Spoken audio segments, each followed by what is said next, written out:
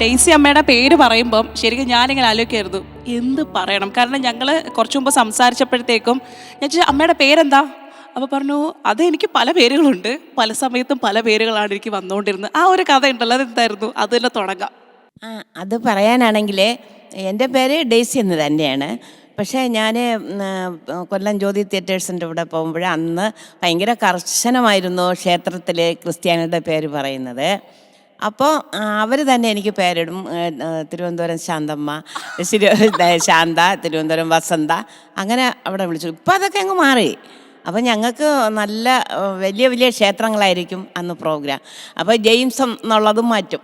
നമ്മൾ ഇപ്പം എല്ലാവരും കാണുമല്ലോ പ്രോഗ്രാം. അതായത് ഓരോ സിറ്റുവേഷൻ അനുസരിച്ച് നമ്മളങ്ങ് എല്ലാം അങ്ങ് മാറും. അപ്പോൾ ഈ ബാലയ്ക്ക് മാത്രമേ എൻ്റെ പേര് മാറ്റിയിട്ടുള്ളൂ. അതിൽ ഏറ്റവും ഇഷ്ടപ്പെട്ട പേര് ഏതായിരുന്നു? അങ്ങനെ പറഞ്ഞാൽ ഡെയ്സി തന്നെ ആയിരിക്കും. ഡെയ്സി തന്നെ. ഓക്കെ. എത്ര വയസ്സിലാണ് ആദ്യമായിട്ട് പാട്ടൊക്കെ പാടിയത്? ആദ്യമൊക്കെ ഞാൻ പിന്നെ വീട്ടിൽ വെറുതെയെങ്കിലും പാടും. എൻ്റെ അമ്മയ്ക്ക് ഇഷ്ടമല്ല, വഴക്ക് പറയും. ഇത്തിരി മാനസിക രോഗിയൊക്കെ ആയിരുന്നു എൻ്റെ അമ്മ. അപ്പോൾ എപ്പോഴും പാടുന്നത് ഇഷ്ടമല്ല. എങ്കിലും ഞാനതങ്ങ് അങ്ങനെ പാടിക്കൊണ്ടിരിക്കും. റോഡ് സൈഡായതുകൊണ്ട് എല്ലാവരും കേൾക്കും. അപ്പം നമ്മളെ വീട്ടിൻ്റെ അടുത്ത് ഒരു ഓണാഘോഷം വന്നപ്പോൾ ഒരു സ്റ്റേജൊക്കെ ഉണ്ടായിരുന്നു. അവിടെ എന്നെ പാടാൻ വിളിച്ച്. അന്ന് എനിക്ക് 16 വയസ്സുണ്ടായിരുന്നു. അപ്പോൾ സാരിയൊക്കെ ഉടുത്ത് പോയി പാടിയ പാട്ടാണ് പഞ്ചതന്ത്രം. പക്ഷേ എന്നെ ആരും പഠിപ്പിച്ച് തരാനൊന്നുമില്ല. ഞങ്ങളെ വീട്ടിൻ്റെ ഒരു ജംഗ്ഷനുണ്ട്, അവിടെ ഒരു പെട്ടി റേഡിയോ വയ്ക്കും. ഞാൻ അവിടെ അവിടെ ഒരു മരം ഉണ്ടായിരുന്നു, ഒരു മാവ്.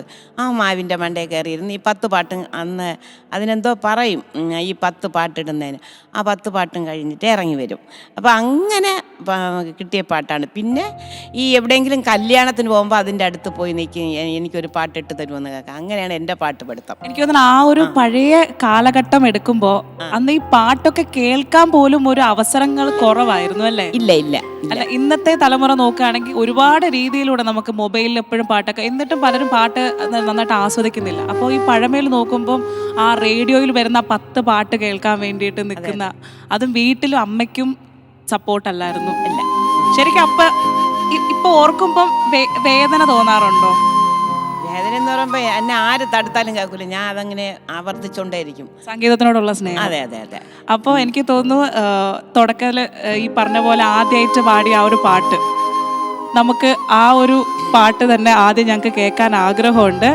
പഞ്ചതന്ത്രം കഥയിലെ പഞ്ചവർണ്ണ കൊടിലിലെ മാണിക്യ പൈങ്കിളി മാനം പറക്കുന്ന വാനം പാടിയെ സ്നേഹിച്ചു, ഒരു വാനം പാടിയെ സ്നേഹിച്ചു.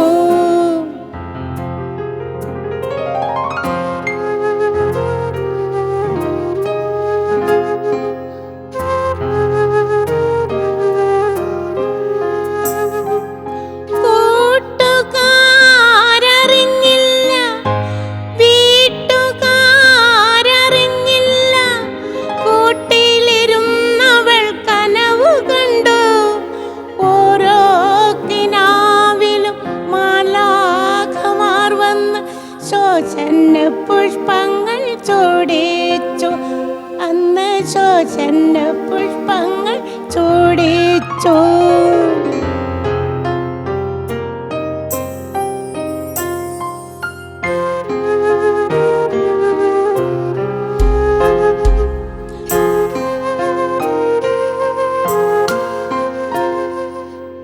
അകലെ മണൽ പുറത്തവൻ പാടി, അവളുടെ മൗനമതേറ്റുപാടി, ഒരു ദിവ്യഗാനത്തിനനുരക്തയായി തീർന്ന യെരൂശലേം പുത്രിയെ പോലെ.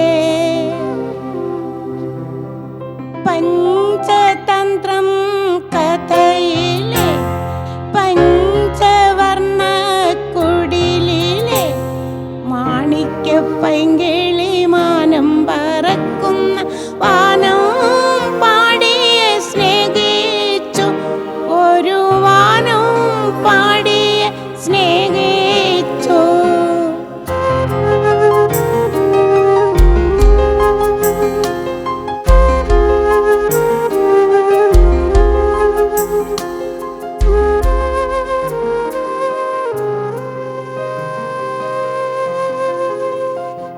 എൻ്റെ പൊന്നെ ഡെയ്സി അമ്മേ, ഇവിടെ ഈ പാട്ട് നമ്മൾ എല്ലാവരും കേട്ടിട്ടുണ്ട്. എനിക്ക് തോന്നുന്നു ഒറിജിനലും കേൾക്കും, അതുപോലെ പല കോമ്പറ്റീഷൻസിലും ഒക്കെ കേട്ടിട്ടുണ്ട്.